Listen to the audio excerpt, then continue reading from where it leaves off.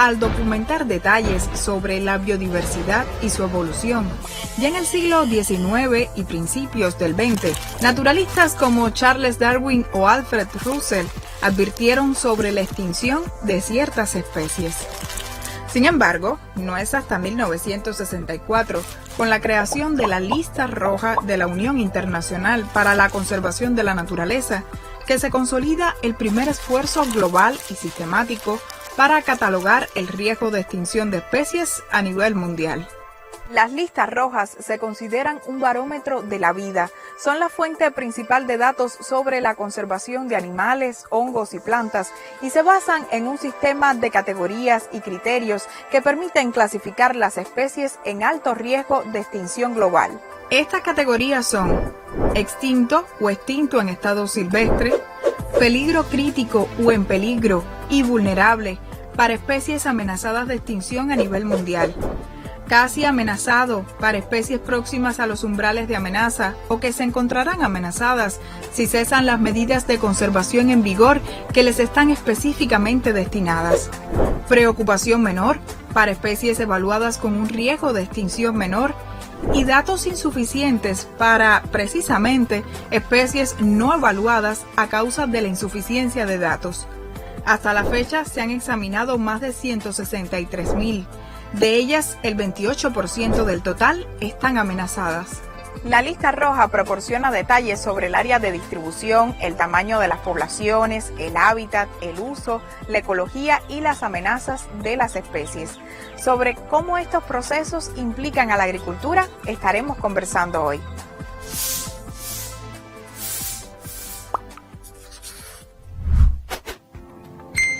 Las listas rojas son un elemento clave en la toma de decisiones. Se emplean, por ejemplo, como guía en acuerdos internacionales, entre ellos la Convención sobre el Comercio Internacional de Especies Amenazadas de Fauna y Flora Silvestres.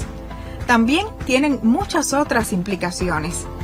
Alejandro Palmarola, presidente de la Asociación Latinoamericana de Botánica y de la Quinta de los Molinos, uno de los escenarios en medio de la urbe habanera con mayor número de especies pertenecientes a la flora y apreciables por el público, hoy nos explica varios detalles sobre el tema. Evidentemente no tenemos fondos, no hay dinero en el mundo para conservar cada una de las especies que están en riesgo de extinción.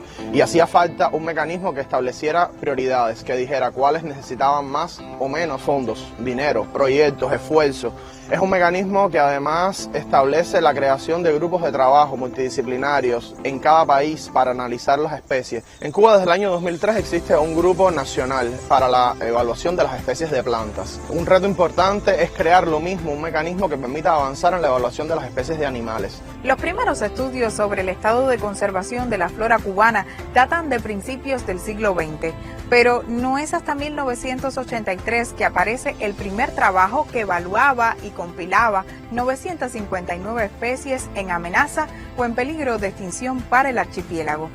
La última edición de la lista roja cubana es del año 2016, aunque en 2021 se actualizaron algunos datos. El grupo de plantas realmente fue precursor en el país en temas de conservación. Ha hecho ya 2 listas rojas publicadas, una tercera en proceso de publicación, que ha permitido saber el estado de conservación de prácticamente el 100% de las especies de plantas. Hay muchas especies que se han categorizado en un momento como extintas. Esto ha permitido enfocar esfuerzos en buscarla, en saber si realmente la especie estaba extinta y de pronto aparece y cambia de categoría. Siempre digo que las categorías amenazas no están tatuadas en el nombre de la especie. Las categorías amenazas son categorías que cambian con la aparición de nueva información.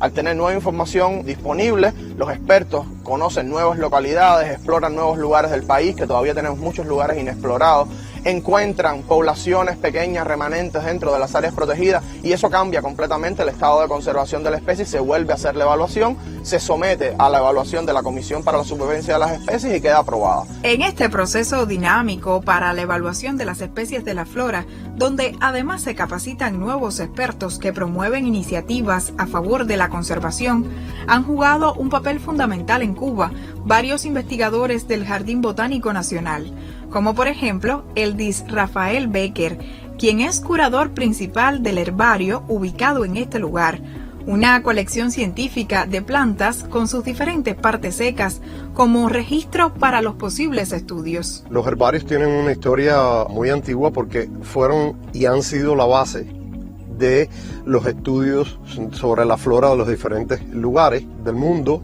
pero también sirven como los datos para elaborar listas florísticas, para saber cuáles son las especies que viven en determinado lugar, qué especies estuvieron en un lugar que ya en ese lugar no existen, dónde buscar las especies en determinados lugares. Y entonces los herbarios se especializan en determinadas regiones. Nosotros estamos ubicados en la zona del trópico, la zona más biodiversa del planeta, y en particular Cuba es una de las islas con mayor riqueza florística del mundo. Por tanto, es lógico de que tenga herbarios que permitan estudiar esa riqueza de su flora. Por ejemplo, en el herbario de nosotros existen plantas que antes estaban en el Vedado, en La Habana o en La Habana Vieja. La ciudad ocupó todos esos lugares, pero gracias a esos registros que todavía se encuentran en nuestro herbario, se sabe cuál es la flora de esos lugares. La flora del archipiélago cubano tiene un estimado entre 7.000 y 7.500 especies.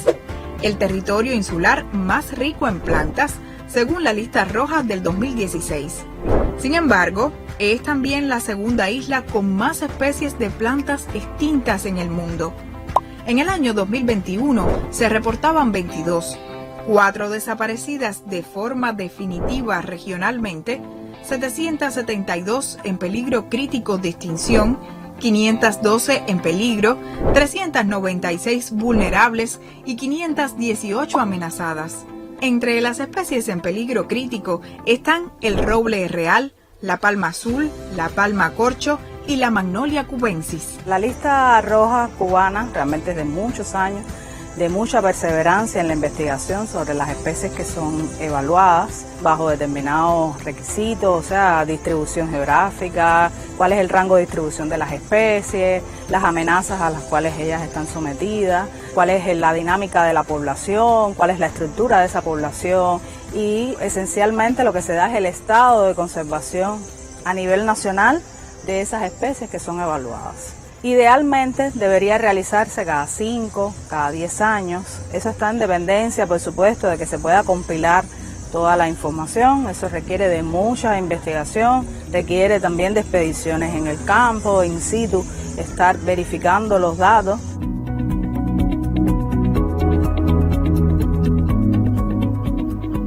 Las amenazas a la flora de Cuba son realmente las amenazas que nosotros tenemos identificadas para la biodiversidad cubana en general. La expansión de actividades socioeconómicas, tenemos por supuesto también el comercio ilegal de algunas de nuestras especies de la flora. Incendios forestales en el caso de Cuba tiene una connotación también especial. Y hay otro tipo de amenazas que son un poco más indirectas, le hablamos como que son amenazas subyacentes, que tienen que ver con que no se reconozca el valor que realmente tienen esas especies, o que los asuntos vinculados a la conservación de las especies no se incluyan en las estrategias de desarrollo a nivel de los sectores. La flora de Cuba no escapa de esas amenazas. En la actualidad, más de 70 parientes silvestres de plantas cultivadas en el planeta, importantes como el maíz, el frijol o la papa, se encuentran en amenaza de extinción. Esa pérdida de diversidad genética incide directamente en la seguridad alimentaria. Por esto, el Instituto de Investigaciones Fundamentales en Agricultura Tropical Alejandro de Humboldt, por sus siglas INIFAT, se ha convertido en la sede del Banco Central de Germoplasma del país, un elemento esencial en la preservación del patrimonio genético vegetal, aspecto en el que se ha especializado la investigadora Lianne Fernández Granda, una de las voces autorizadas cuando de recursos fitogenéticos hablamos. Como parte de la lista roja, nos explica varias de las amenazas que atentan contra especies destinadas a la alimentación. El uso intensivo de la tierra, ya sea para procesos ganaderos o sistemas agrícolas, llevando en monocultivos otra pérdida de biodiversidad. Otro elemento importante es las afectaciones por el cambio climático, el exceso de temperatura, la sequía extrema, las inundaciones y otros fenómenos hidrometeorológicos que también nos están afectando. La utilización de especies exóticas traídas a nuestro país, como es el caso de muchas especies invasoras, también han promovido el desplazamiento de algunas especies cubanas.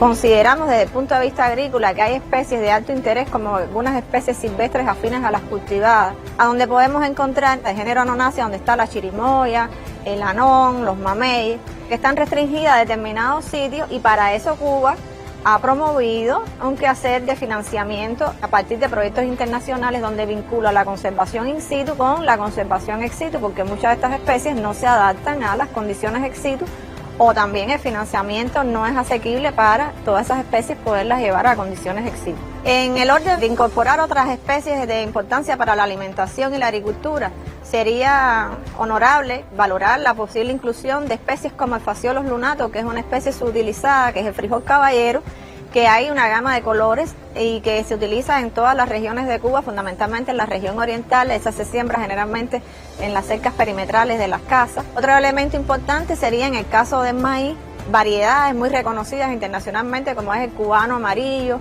o el amarillo cubano, que en la década del 50 del siglo pasado tuvieron un gran esplendor a nivel regional y a nivel internacional estas variedades. Una práctica importante que puede contribuir a la conservación de material genético de plantas cultivables valiosas para Cuba es la implementación y desarrollo de biofábricas.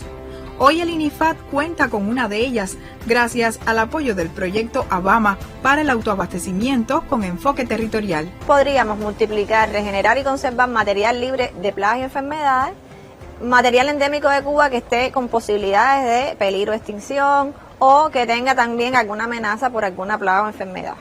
Cuando uno emplea esta técnica novedosa de cultivo in vitro a través de la biofábrica, puede ayudar en un corto tiempo tener material de propagación en abundancia y poderlo distribuir a diversas zonas del país o reintegrarlo a aquella zona donde en algún momento estuvo y por alguna causa se perdió.